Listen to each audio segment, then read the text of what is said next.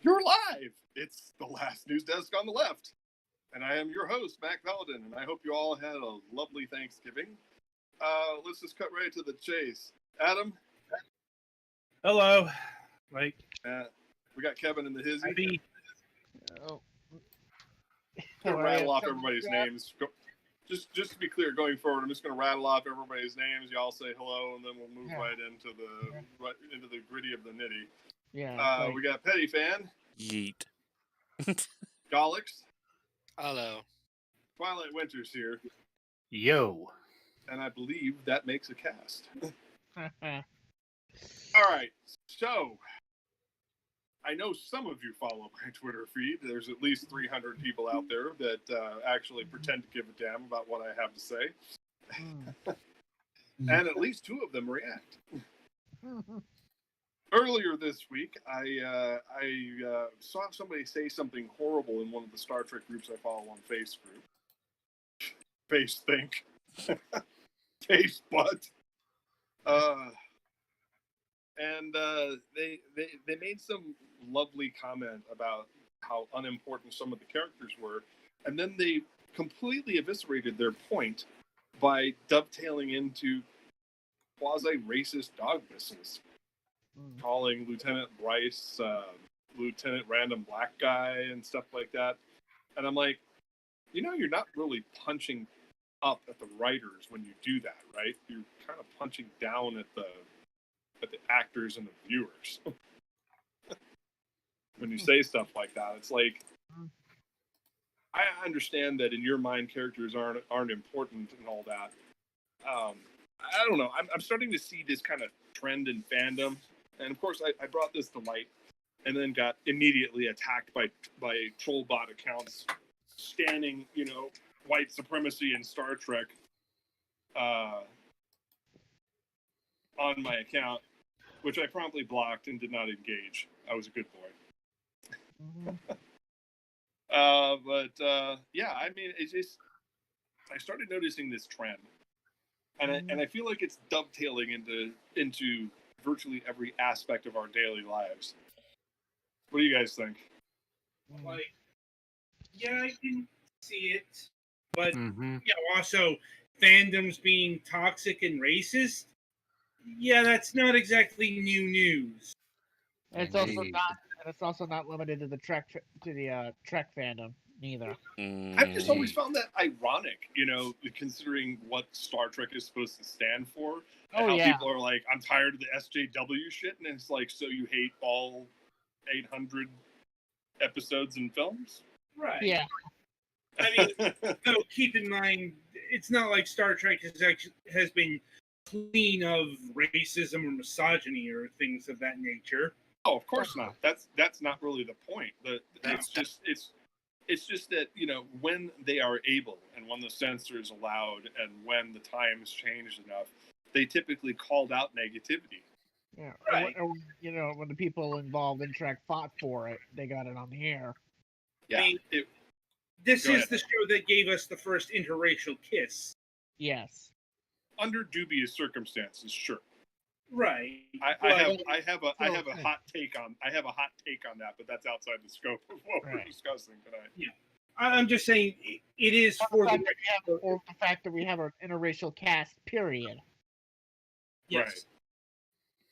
Right. I don't know. It's like I can understand not giving that much of a damn about reactionary characters who are merely there to provide feed lines for the main cast. Yeah.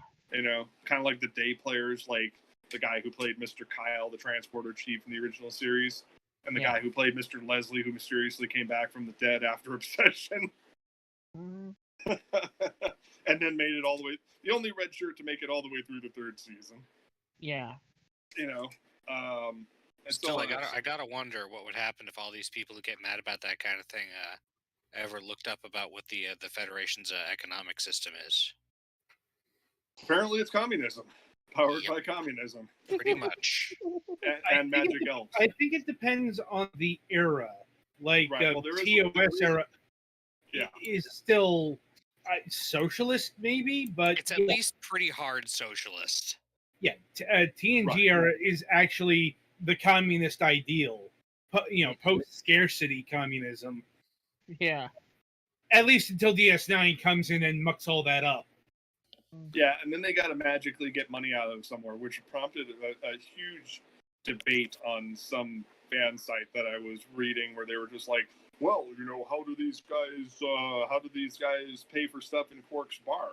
Well, I don't know. Apparently, there was a season 6 episode season 6? No, it was season 7, the one where Picard pretended to get killed so he could infiltrate the grave robber ship. And get the Vulcan super weapon. Riker apparently had gold pressed latinum on tab with Quark. So apparently Starfleet officers do get a stipend. For when they're dealing with people outside of the Federation. Right. The Ferengi complicated everything. It's like, how do you show avarice in a post-scarcity society? Well, by going kind of leaning into, anti-Semitism, if we're being honest. Well, yeah. They got a little better about that. Yeah, I know. Deep Space Nine gets huge props for that. Yeah. They went from being, much more of a anti-Semitic character to, a commentary on, modern-day capitalism. Well, like I said, that's what I was saying is how do you legitimately show greed in a post-scarcity society? I think that Orville actually covered that pretty well when they were talking about promoting Lieutenant Lamar to Lieutenant Commander and becoming Chief Engineer, and they said, well, the currency is different. We no longer crave money, so we trade in knowledge and experience. If you have special knowledge and special experience, then you get special favor within society. And I thought, well, see, now that's a conversation that TNG skirted but never actually had. So right. I always thought that was kind of interesting. Now, of course, we're obviously not going to talk about Star Trek all night long. I just thought it was an interesting topic, a conversation starter, so to speak. Yeah. No, but this is a sign that the politics boil has been brought down to a low insanity simmer. Well, yeah, compared to what it was like a week or two ago. Well, yeah, obviously. I mean, as I was reading in the pre-show, the insanity was on full display at the Michigan legislature. Oh yeah, it's state still legislature. There. Yeah, it was in Michigan tonight, and earlier today it was right here from where I'm talking to you in Georgia. Oh yeah, it's still there, but look, these motherfuckers aren't changing things. No. The certification processes and recounts and all the other stuff is proceeding along as it ever was. It's like, they're not stopping the fact that Biden will be president in, as of this recording, 49 days. And it's just making Trump to be looking ever more as the sideshow he always should have been. Yeah. I think the most annoyingly disturbing fact that I've heard come to light in recent days is the notion that Trump has actually accepted that he's lost, and there are people in the White House who are saying, yeah, he totally knows it. He's just fucking around. Okay, how do you put this? Well, maybe if you thought that, he gave a nice speech today to, in case you thought that. And I apologize. I apologize for not making it 10 minutes before dropping an F-bomb. Yeah, well, we made it to like 5 minutes. So. Yeah. Because I'm at a clock here, so. I mean, we got like maybe 10 minutes almost before we had to drop an F-bomb, so we didn't make it quite 15, but we made it 10. Progress. I don't know what the limit is. I don't know what the limit is, but, anyway, you were saying, Adam, I'm sorry. Yeah. I hate that. I had the point, then I lost it. But I mean, you were saying that people were saying that Trump has accepted this, and oh right, no, okay. The thing is, he probably knows he's lost. yeah, Like he knows in his actual mind that he's done for, but his ego won't allow for any actual concession of such a defeat to be uttered either by him or his crony. I The mean, closest he came. yeah. I'm sorry. Let me just say this real quick, and then I'll let you say your thing, Kevin. Go ahead. Go ahead. The closest he's come so far is that when he was relentlessly grilled by the press to say one way or the other, he said, "I'll concede if the Electoral College elects Biden."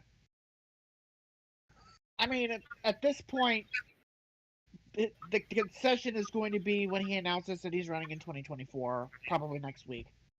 Or maybe he says that he's running in 2024 on Saturday night. No, apparently he's going to announce that on Inauguration Day. Oh, I think he's going to announce it sooner. This is just what I'm saying from the reports. Is this I mean, before or is he after gonna he be gets announcing- drug out? Right, but is he going to be renting out Rikers Island to announce it? Possibly. I mean, Maybe. Who knows? I mean, Is there a Four Seasons in DC? well, is there a Four Seasons in D Block? Yeah. Well, it's important to know because one of the big news this week is not surprisingly somebody tried to bribe Trump into getting a pardon. We don't exactly know who it was yet. Right. yeah. But this is apparently a thing that's been being investigated at the DOJ since last August. And Although you don't know where it is, you don't know where exactly that investigation went. And this is on top of the heels that apparently Rudy Giuliani has suggested preemptive pardons for Giuliani, Trump, and his fucking family.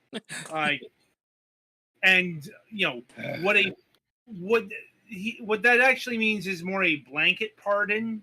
Yeah. There's no for such all, thing for all as crimes preemptive. that may have been committed and may yet be committed. Yeah.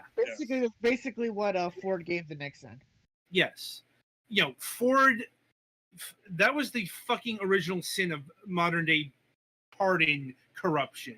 Yeah, I mean that was pretty much the thing that sent the country down the road to where we are, basically, because that single-handedly killed a lot of faith in government, and those people were fed by a certain part of the political spectrum, and it wasn't our side.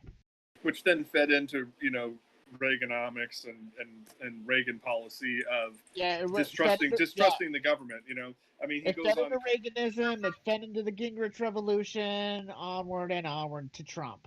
Yeah, and I remember seeing the clip from Carson in, what was it, 1975, 76 or so, where where Reagan goes on Carson and says he says the 9 scariest words in the English language are "I'm from the government and I'm here to help," or something like that. And what's funny enough, Kristi Noem decided to bring up today on Twitter. Mm-hmm. And this is what I've said to family members about this kind of thinking. So when you get people who think that government is bad, who end up being bad at government, what the fuck did you expect was going to happen? It's like people who want to get elected to government who say that government is bad. It's like, well, yeah, obviously they're going to screw up government. Yeah, this is the libertarian anarchists coming into play here. Yeah. Every time the anarchists who run the Libertarian Party, get a wolf in sheep's clothing into one of the major political parties and then tries to dismantle government from within, it's basically this anarchist libertarian wet dream, and they want to sit there and they just want to sit there and tell everybody the government is bad while they get maximum graft. Mm. It's all a con job. Yeah, they're trying to make money. They're trying to remove regulations so that they can dump money. Uranium mixed with cow manure into the Cuyahoga River again. Yeah, or whatever you want to use. Yeah. Yeah, it's like take whatever waterway you want Power and set it on fire. Yeah. It's like, how do you make water burn? Well, let me show you. Yeah. So, how do you make water burn? Well, let's show you right here. Ask Cleveland about it. Yeah. They make Well, that's water why I brought burn. the Cuyahoga. That's why I brought up the Cuyahoga River. I know. I mean, I'm just saying that people might not know where that river is. Or they might not understand that reference. Yeah. Didn't Randy Newman write a song about this? I think so. Yeah, and there's also people who are probably watching this going, who's Randy Newman? He's the guy who... that guy that wrote music for Toy Story. That's right. Yeah. Right. I weep for the popular culture of America. Yeah. I'm like, because he's not irrelevant. Yeah, I mean it's either that or I love LA. That's it for him. Though getting back to the whole pardon thing, the important thing to keep in mind here is none of this even like now as far as self-pardon goes, we actually don't know how that would actually work. It's never been means tested.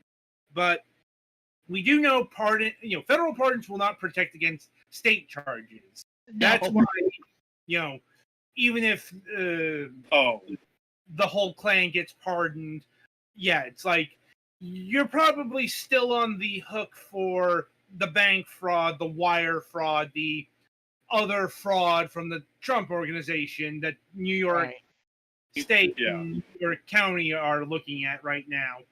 Meanwhile, some people claim it's impossible to commit fraud by breathing, but I think Donald Trump might have figured it out. Yeah. It's possible. Meanwhile, the Washington Post, that Jeff Bezos owned piece of bumfucking, was going on about how, we should be careful about, persecuting political adversaries, post-Trump. And I'm like, wait, you mean the way that Trump tried to for the entire 4 years of his presidency? Well, I mean, if there are, charges to be had here, and they're playing at charges here, you're all back. Like, that's apparently going to be up to the AG. Well, it doesn't necessarily have to be up to the AG if it's state charges. Well, yeah. And that's what I'm getting at is if Trump somehow gives a blanket pardon, fine.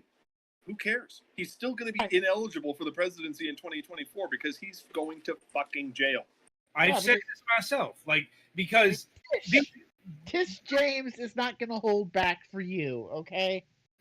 Yeah. And they're certainly not going to kiss ass. They're certainly not going to kiss ass to moderates in Congress or Joe Biden. Yeah. Keep in mind, also, Joe Biden's really going to go out there and demand for get off. That's not going to happen, guys. Yeah. Hang on, because criminal charges are only one facet of Trump's upcoming problems. Right. Because he's facing the Deutsche Bank loans. Those are going to mature in 2022, 2023. He's still being sued by several entities. So he's not going to have any power of protection anymore. Hell, his Twitter account is probably going to be banned within 2 hours of him being no longer the president. Yeah, you don't think they've got an auto timer bot set on that to terminate it as soon as the clock rolls over to 12:01? Well, I mean, he needs to have a tweet. Either he needs to have a new tweet probably to trigger it. I mean, you can't just shut it down at a precise moment. I mean, you got to have something to justify it. That sounds like a bold assumption on your part. Well, I mean, I'm not saying it's not going to happen because we know for a fact. I can't tell you how many e-girls I've seen on Twitter wake up in the morning and say, my account no longer exists. I mean, it's going to be it's going to be automatic in the sense that immediately probably somebody is going to quickly report a tweet and that'll do it. But I mean, it's not going to be like, hey, 12:01, the thing shuts down. It's going to have to kick in. No, you don't understand. I read articles, and now I have to find it because I got to substantiate this claim. But I have read articles where they have said that Twitter has already come out and stated that because that he has so many flagrant violations of their terms of service between his comments and his retweets while president, that they are already planning to retroactively ban him for all of that negativity.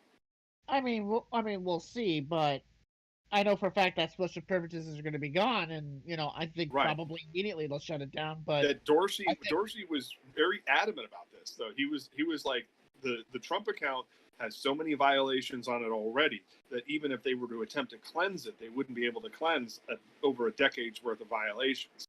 Right. I mean, I know for a fact that people are going to be up at whatever time that he's no longer president and are immediately going to click the report button, and that'll probably trigger it automatically. But I mean, we'll wait and see. We'll wait and see. I believe that he said that the only reason that they haven't suspended his account yet is because he was a political candidate and is now the president. Yeah. Yeah, and he's the president now. So it's like, I mean, they said as soon as that protection is gone, his account is terminated. They said said this like a week ago.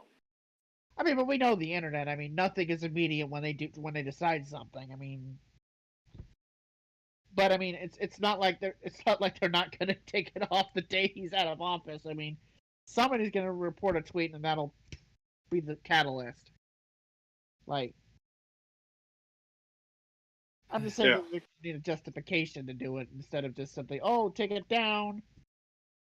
Within like seconds, it's like, no, somebody's gonna report, and they're gonna let a bunch of reports on previous tweets come in, and then that'll be the catalyst, because then they'll say, hey, we got all these reports. I'm what's funny is ironically I'm not actually in favor of deleting his account. Brutal honesty, it needs to stay there for posterity, so that way people can look at it and say for themselves, this is what a descent into madness looks like. To that I'll say this: there are two words for that: Wayback Machine. Well, that too. Somebody the Wayback Machine is there for a reason, and there are articles that have posted about Trump tweets for years. There is no way that people will forget what has been posted on that Twitter account. Trust me. Archive it. Well, that's what Absolute Zero Now in the chat just said. Locking it and archiving it on January 20th seems best. So yeah. Hello, commenter. Thank you for chiming in. We appreciate you. I believe I helped get you that. I think he's one of the people that follow me too. So I think that's probably for me. One of your secret peeps. One of my Twitter. One of the people who follow me on Twitter. Yes. Yeah. Well, welcome to the party. Anyway. I don't know, man. It's like I'm never in favor of curtailing free speech, but at some point, you have to assess it. You do have to assess some level of, we'll say, artistic value. What is free speech exactly? Twitter taking down Trump's Twitter account for the violation of TOS is not a free speech issue. Right, because the thing about it is that he has violated that terms of service on the one hand, and also the fact that the tweets that he's made have been destructive, damaging, and it has not led to violence yet, but it could at any point in time at this point. And it's also, keep in mind, the First Amendment is only applicable to the government. Correct. If a private entity wants to restrict speech on their platform in some fashion, they are free to do that. Yes. Well, if you look at what he's tweeting now about how he's now holding the NDAA hostage over his demand that they repeal Section 230. If I were Dorsey or Zuckerberg or literally anyone else in this area of tech, I would be petty about it. I would totally 86 anything having to do with this guy. Yeah, I mean, even before he did I'd that. be like, they sue us probably then if you don't like it. I mean, look. I mean, the fact of the matter is that he has used that Twitter account in a destructive manner to go after people in a very personal way, to the point where he has violated the terms of service multiple times. If it were anybody else in his position who was not the president of the United States, that account would be down in 5 minutes. Well, he may actually be guilty of sedition by sending people after Governor Whitmer. Yeah. I mean, again, he has used that Twitter account in a way where, screw that free speech talk. You lose your right to talk about that when you are explicitly using that in the manner that you are with the position that you're in.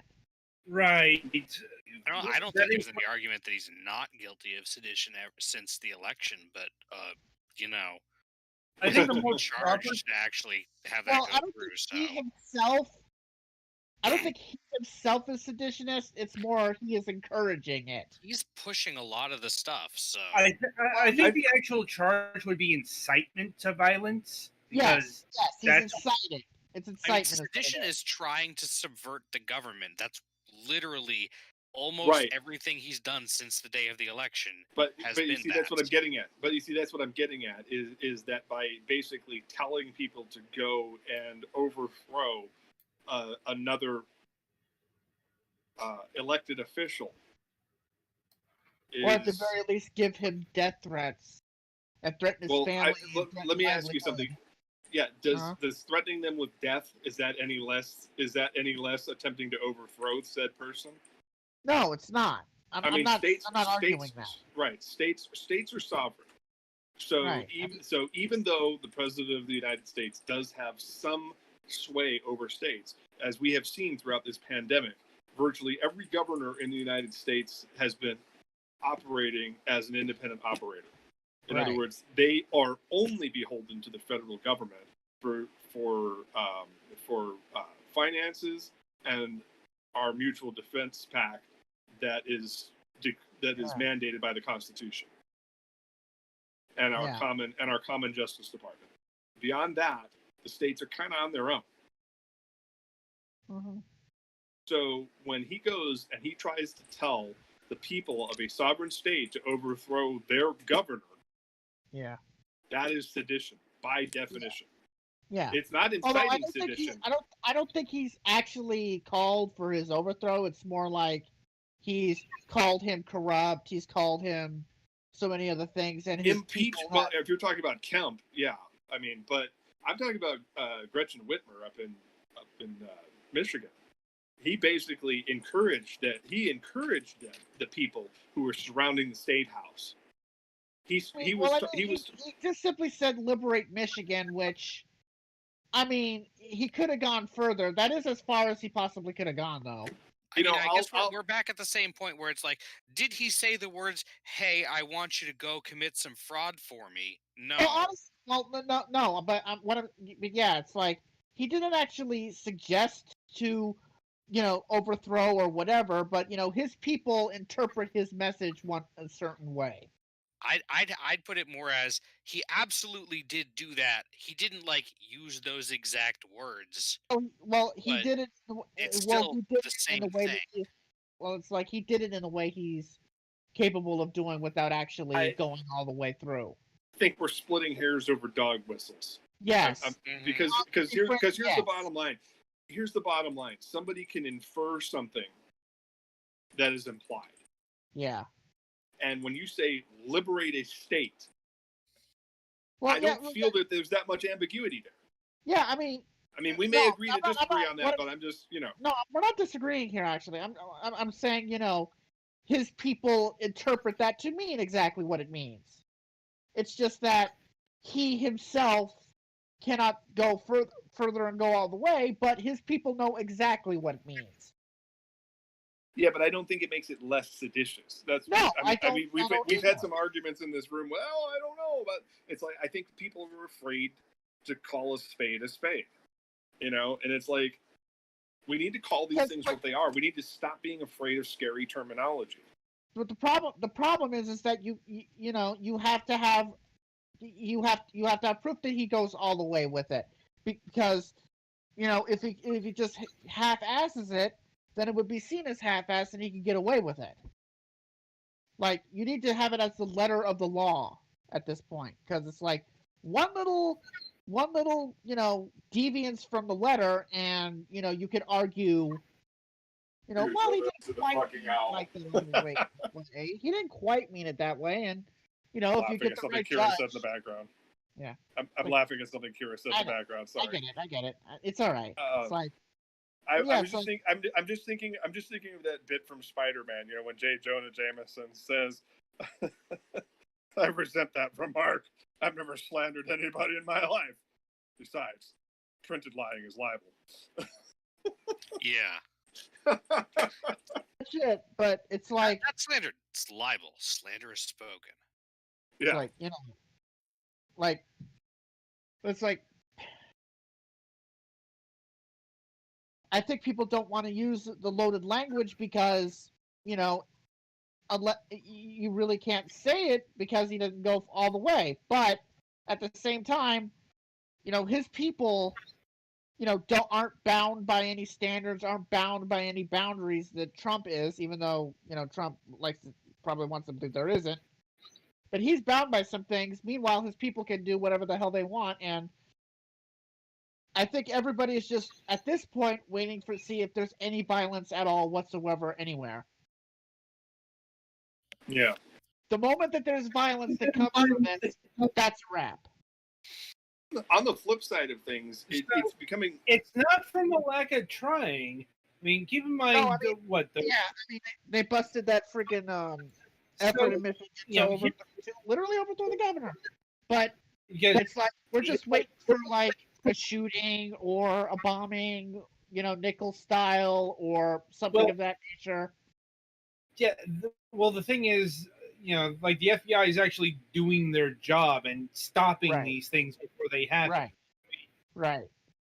I know there are people who are annoyed that these people aren't actually designated as domestic terrorists. But trust me, that's not a thing you actually want, because an official domestic terrorist designation, let's be honest, would be applied to BLM or Antifa or something like that, rather than members.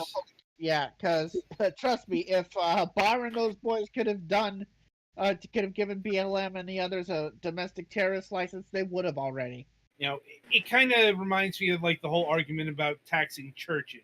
Yeah. I'm like, okay, I'm up to you, but then I think about how things actually work in this country, and who'd be taxed? Be black churches, synagogues, mosques, that kind of thing. Not the fucking mega churches that you motherfuckers actually want to be taxed. Because those are corporations; those aren't real churches. Yeah, or the Catholic Church, if you will. They're not going to be the ones who are taxed. My statement does not change. Yeah. That's more of a corporation than a church. My point is, just having the thing isn't enough. You got to make sure it's applied correctly. Right. Because this is absolutely the kind of shit that gets abused by by Republicans. Yep. Well, but we also need to keep in mind that we cannot be cowed by the idea that, well, if we open this Pandora's box, then they'll use it too, and it'll just be forever us and them doing it to each other. And it's like, in general, I'm not in favor of taxing religious institutions. No, I get that, but what I'm saying is, quite frankly, is every time somebody does something bad in office. Every time somebody does something bad in office, what do the people in office do? Oh, well, you don't want to take action against them because then, when the other guys get in, it'll be out. And it's like, that is gaslighting, dude. You need to stop. Right, but in this specific... I disagree with that. I disagree with that. Because quite frankly, we do not want to give something to the other people because then they're going to take it out on the most vulnerable. And then when the most vulnerable don't want the power to take it back... Right, but that's what I'm saying is we don't want to be afraid of prosecuting wrongdoing simply because well, as long as it's perceived as politically motivated, yeah, well, some guy milking cows in BFE, Maine or whatever is going to see that as that way no matter what you do. No I matter object to how that righteous you are. statement. The people up at BFE, Maine are not milking cows, they're digging potatoes. and also probably fishing for lobster. I suppose on that note, this would be a good time to talk about the whole defund the police mantra that's been in the news, because, Barack, sort of said a thing, but it's like it was actually a spliced together thing or taken out of context. The point is, he said apparently, snappy slogans will lose people. At least that's what the clickbaity headline was. It's rather, you can lose people if you don't actually act on things or something like that. The point is, there's been a whole debate about, is defund the police a shitty slogan that lost people last election on the down ballot? Yes. And especially because of the fact that it's not real clear what they mean by that. On an extreme side, you can... There is actually some disagreement about what people mean by that, because some people do actually want to fucking abolish the police.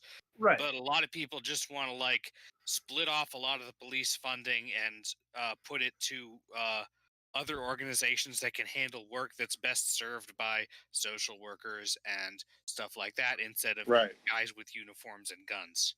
Yeah. But the problem is that in a lot of neighborhoods, particularly in white neighborhoods and neighborhoods of, the people that, we thought were going to vote Democrat but voted for Republican for reasons that escaped the mind, they hear defund and they hear exactly what you think they hear.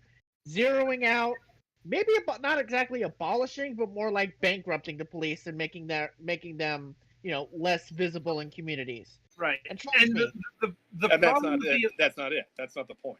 Yeah. But the branding is bad. Yeah. I mean, they hear defund and they hear defund. Yeah. Go ahead, Adam. Well, the problem with the abolish the police crowd is, once again, I've railed about this before, but it's here again. It's like, this is not a fucking practical solution to a problem. We are not getting rid of the concept of police, okay? We are not saying, no, we are not having police anymore. That is not a thing that is going to happen, okay? The vast majority of people want law enforcement, period. So saying that you can't saying that you can't reform this, we need to burn it down, doesn't fucking help anyone. Yeah, people see that talk and say, oh, so you do mean abolish when you say defund. And I'm not somebody who loves the police or anything. I'm like, you should hear my mother talk about the police. She fucking hates them. I grew up in a household that hated police. But it's also, I'm not fucking naive enough to think that we are, as a society, going to do this big fucking change anytime soon. Which is why, thankfully, there are progressives who have gotten smarter about this and who have been running for election for, district attorney, sheriff, these fucking elected positions where they can pursue policies of not working with ICE, not prosecuting low-level drug offenses, and other such progressive ideas. No, you can't work, and you pretty much have to work within the system in order to change shit. Because the problem we've had this discussion a lot. The problem is that people don't want to hear that. No, because it's too complex and too long. They want instant solutions. Ironically, in the failed first season of Thundercats Roar, there's an episode, a Mandora episode, exactly about this, where she says, "Well, Third Earth has no laws, so I can't arrest them for that." And so Tiger goes off and starts writing a bunch of laws, and every time he realizes that he's either missed something or his laws lacked nuance, he writes more laws and more laws and more laws. Yes. until he gets himself and the rest of the Thundercats arrested. No. I mean, look. That's the problem with trying to find quick solutions to complex problems, and that was, of course, the moral of the story. Yes, yes, you can't have simple solutions to complex problems. Unfortunately, that's what people want, apparently.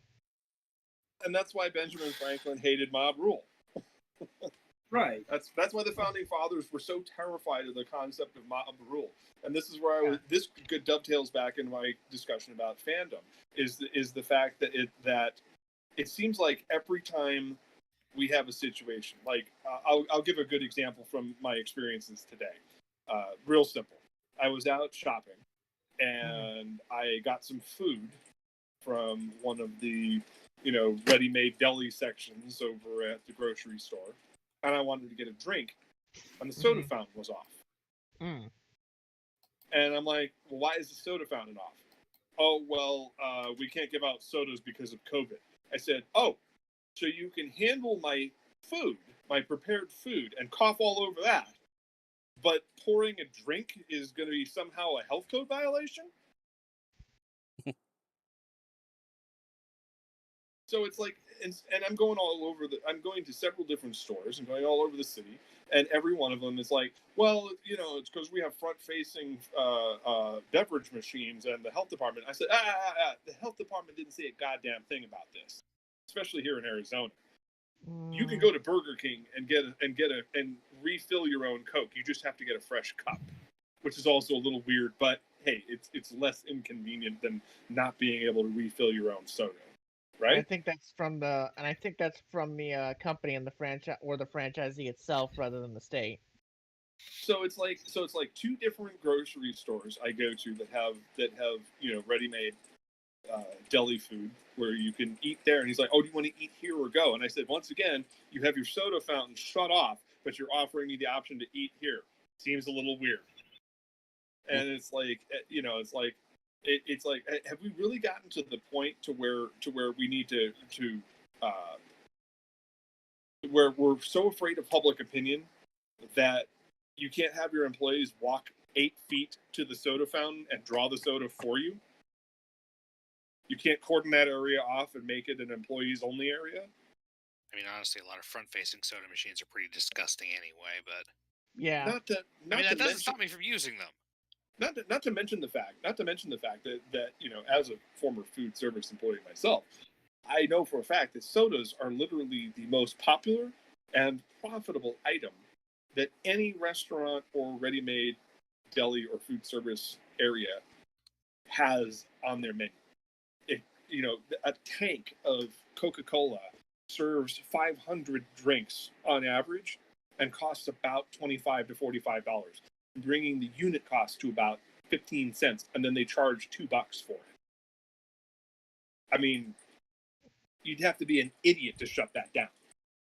But that's what I'm getting at is this is what happens when you have reaction to mob rule.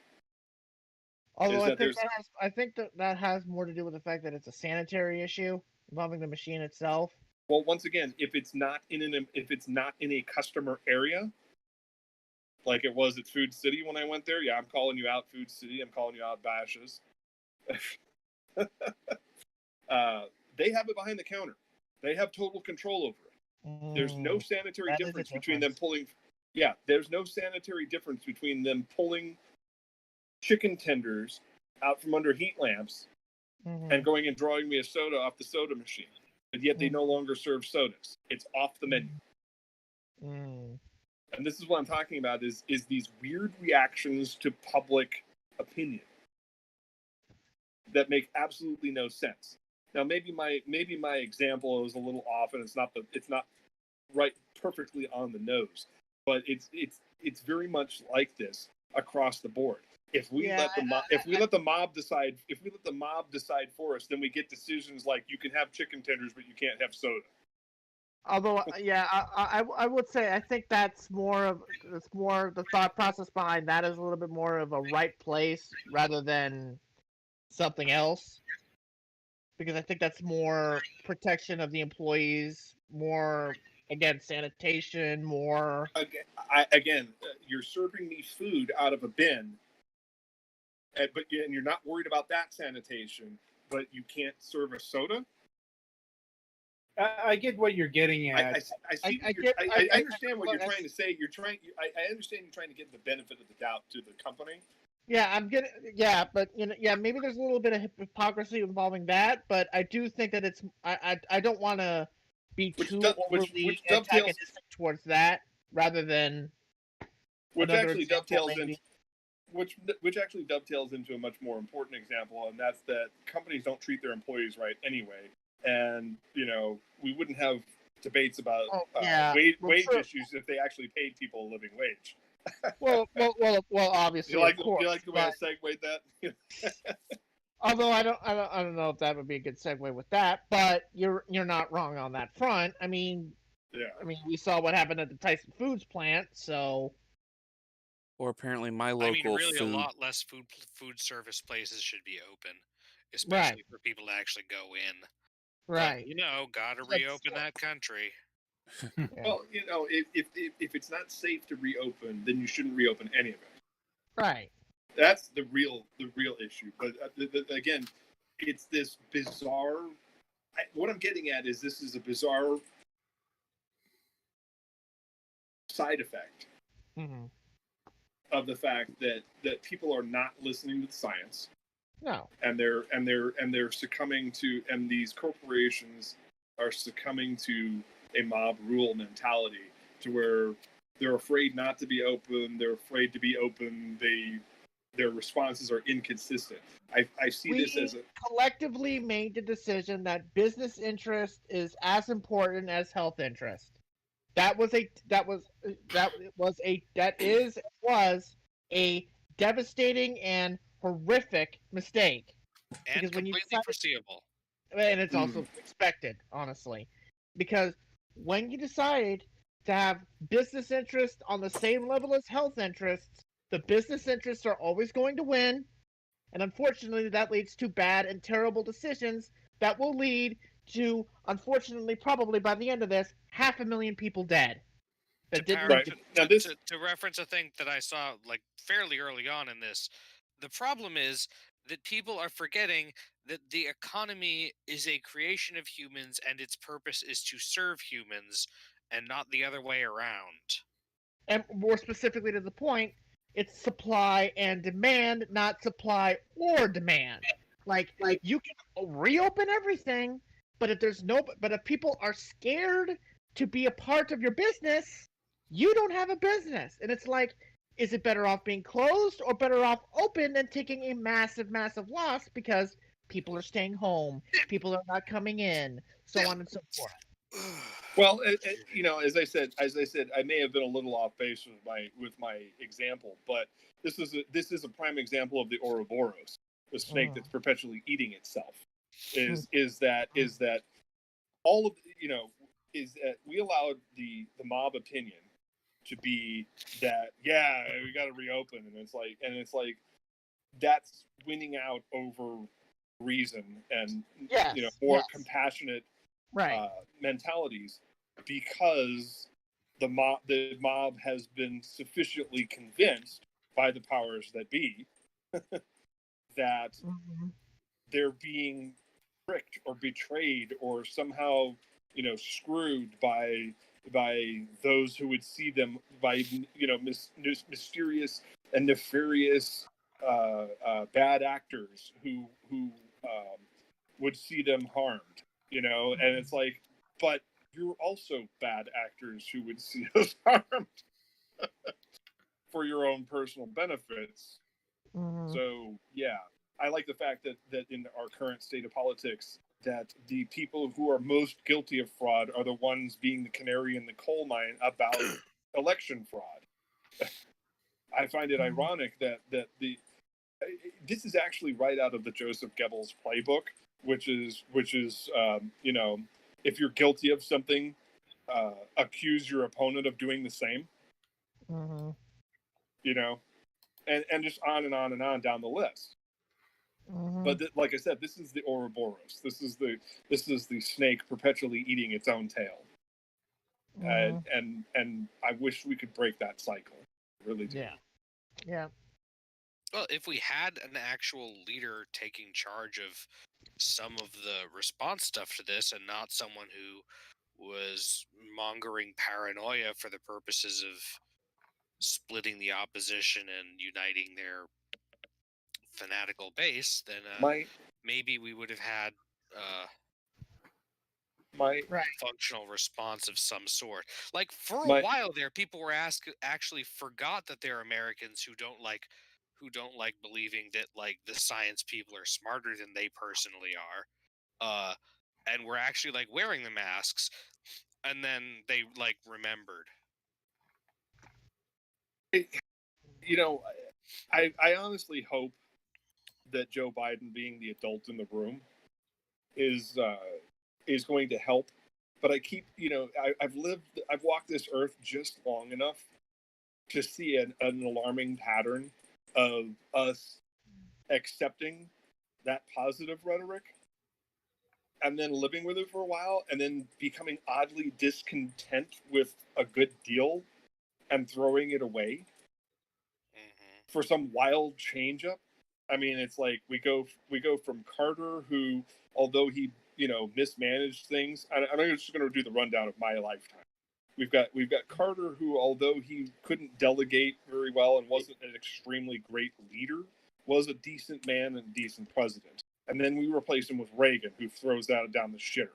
And then we continue the Reagan policies. We'll call George H.W. Bush Reagan Light. Because everybody thought they had a good deal, but then they suddenly realized, they kind of realized after the Gulf War that they didn't have a good deal, and then they elected Clinton, and then we were riding well, but the Republicans kept inceptioning everybody into believing that they were getting a bad deal, and so after 8 years of Clinton, and then of course the whole Ken Starr bullshit, then they're like, we should totally elect this total fucking moron because we want to have a beer with him, And because, even though we technically had a good thing under Clinton, mostly, there were some bad things, but for the most part, we had a good thing under Clinton, and we elect this total fucking moron because we need to change things up because, Al Gore is obviously a communist. Jeez, remember when the worst thing a president could do would get a blowjob in the Oval Office? Yeah, and then we have 8 years of that. And then we get Obama because everybody's like, oh, gee, electing a moron with a lot of Machiavellis hiding behind him is probably not a good idea. So let's elect a smart guy. And then we elect Obama, and then they're like, oh, but, he's not one of us. Well, what does that mean? I think wink, wink. And it's like, and God forbid he wears a tan suit. God forbid he calls cops idiots for breaking into a Harvard professor's house. Right. And that's the real thing that started the whole thing, was the fact that Obama called those cops idiots. And he got hell for that, and then he lost white support for the rest of his goddamn presidency. He even said it in his book. It was the reason why. Yeah, and so and then we decided that okay, Hillary Clinton was not the nicest person on the planet. People were to be quite frank, people have always hated her dating back to when he was first lady. So they've hated her longer than that. They've hated her since she was the first lady of Arkansas. Yeah. But I'm just talking about outside of Arkansas. The meme would go like this: Hillary Clinton exists, everybody else hates her. Yeah, pretty much. You got to keep in mind that played a lot in the 16. And so what we got somebody who was so far the opposite of anything that Barack Obama could have been. Mm-hmm. This was the man who suggested that Barack Obama was not born in the United States of America and was treated with legitimacy for months.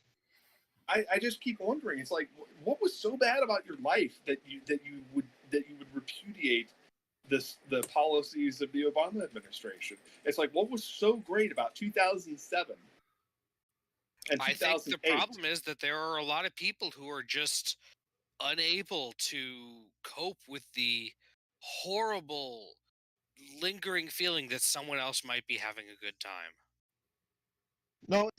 What it is essentially white America is terrified about the fact that this country is becoming less white, less male, less Christian, so on and so forth, less straight, less cishet, whatever you want to call it. They are scared about the future, and when you have that situation, there is always a white lash. Yeah, I am using in those situations to refer to that as people of color and of diverse orientations and backgrounds having a good time. Right. As a sign, as a symbol of the times, anybody happen to notice exactly how many people have come out now that Donald Trump has lost the election? It's a non-zero number. It's non-zero. Yeah. It's non-zero. It's significant. Like people are coming out of the woodworks. It's like, and we knew, but it's like, that whole finger to the side of the nose thing.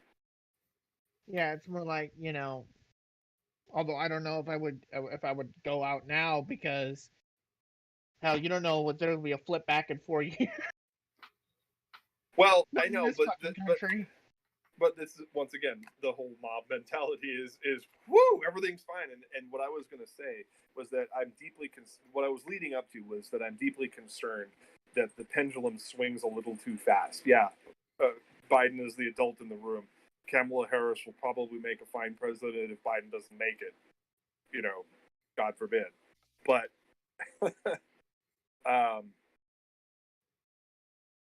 the idea that this pendulum could swing back in 4 years, or worse yet, we lose all of Congress in 2 years.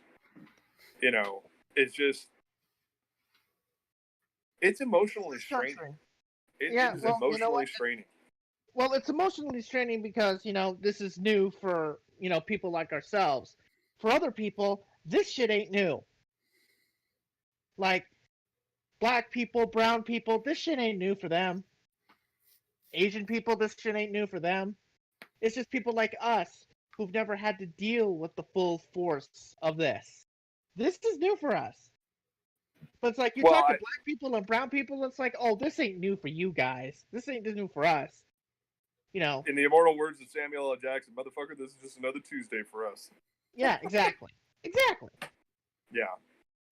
So, it's like, if you get to the mindset of, this is new for us, but for them, this is just another Tuesday. It's like, once you get that in your head, it's like, oh, okay. I've long gotten it into my head that, white America is full of shit. What else is new? They've been in charge too long. They've been in charge too long, and they've become complacent. They're comfortable. They like where they are, and they don't like the people disrupting that because liberty and freedom and America and all that shit. It's like, once you've got into your head that you cannot trust white America, and it makes a lot of things work so much better. Like, if you understand that you cannot trust, cannot trust the majority of this country, it helps you get through things a whole lot more easier. It lets you deal with the BS a lot more easier, Yeah. So, just, it's scary, yes. It's terrifying, yes. But, it's not going to be a surprise. It's like, and you know why exactly it's not going to be a surprise. So, yeah. It's like, at this point, I trust Joe and Kamala to get through the next 2 to 4 years, and all I know is that I'm going to be voting for Democrats going forward throughout, and if they come out on top, great. But if they don't, well, you know why. Yeah, and that's like I said, don't breathe a sigh of relief yet. This is my advice to the electorate in general. Do not breathe a sigh of relief yet, because no, we should honestly. I don't think anyone's breathing a sigh of relief. Honestly, yeah, I think we should breathe a sigh of relief that at least for 2 to 4 years this shit's over. Yeah, I can't believe you guys sit on Twitter and would say that. That I don't think people are breathing a sigh of relief. Apparently, you don't watch the part of Twitter that I do. There are people out there like, yeah, everything's just fine. The problem is that there is like I know that slippery slope is a horrible logical fallacy and should not be invoked, but there is a slippery slope between breathing a sigh of relief and going back to habits of not participating in politics Right. and not Right. Yeah. standing mean- up for important causes. Like what was happening with Obama. People Look- need to stay at least a little bit angry so that they remember that they still need to continue voting for important things. Mm-hmm. If the Democrats win the runoff elections, and it's starting to look likely that they will, and they manage to get a 50-50 Senate. I wouldn't bet the farm on that one. I'm I not would necessarily betting. I'm saying that there's a high probability, not necessarily an absolute probability. The But- working assumption, from what I can see, the working assumption is that we don't get it done here, and that's the smart assumption to make. You should not go into this thinking that there is a high probability we'll win, because let me remind you that we just turned blue for the first time since 1996, that we only won this state by 10,000 votes, and that it is easily a small enough margin to where in the runoffs that could easily turn into Republicans winning. So, all I'm saying is to don't count the chickens before they hatch, and to go with the working assumption that we do not get it done here, and quite frankly, a 50-50 Senate will not do a damn thing to change the fact that Republicans will still control a lot about what's happening in Washington, D.C. I Because get the that, but what I'm saying filibuster is, will not die. We may control the calendar, Republicans control the filibuster, they will abuse that filibuster, it will not go away. So, well, and that's what I'm saying is, if they do somehow manage to get even the slimmest of possible leads, they need to work on expanding it, because the losses in the House are the telling tale right there. The fact that the nothing will Demo- be expanded for the next 10 years. The House will not be expanded. The Supreme Court will not be expanded. That died on election night when split ticket happened.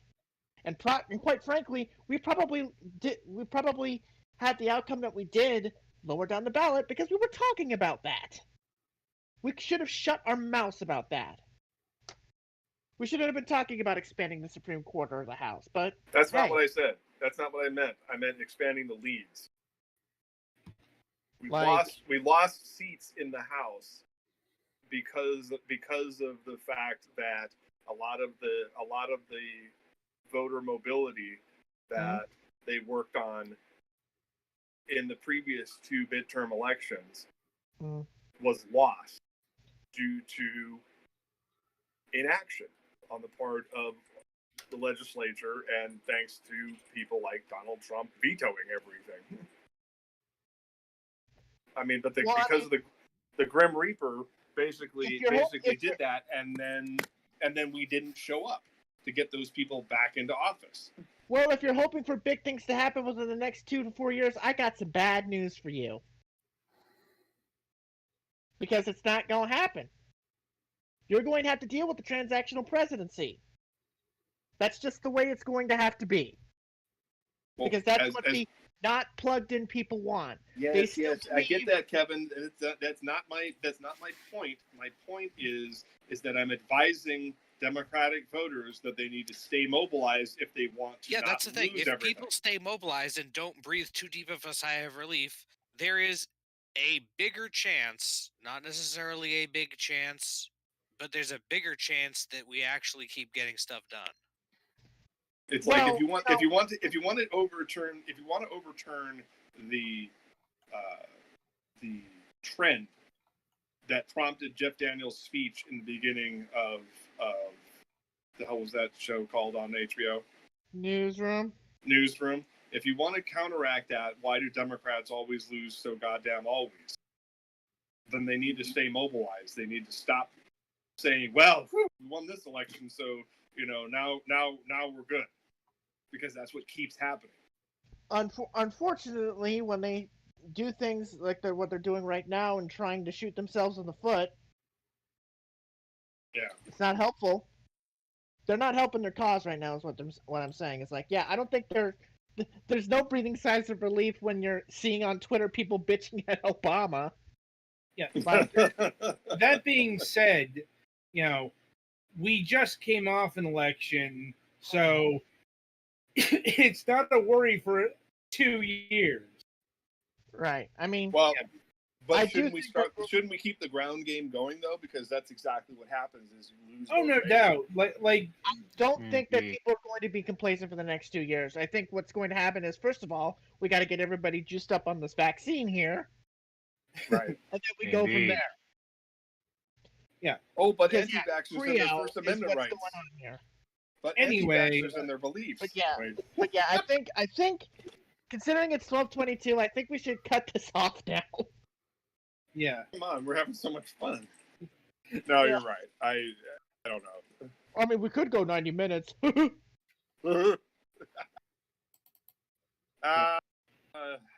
No, I'm sure we'll lose people at that point. Yeah, I think we should let people go to bed. Yeah. What is sleep? All right. Well, that was a good talk. Like I said, I hope everybody had a good Thanksgiving and all that stuff. And we're gonna keep this momentum going all the way up until Christmas and for our next break. Mhm. And yeah, this is sorry. That was the Fiesta Cola talking there. Mm. So yeah, we'll see you in the next episode next week. Same bat time, same bat channel. I'm your host, MacPaladin, on behalf of the crew at Last Newsdesk on the left. Thanks for listening and stay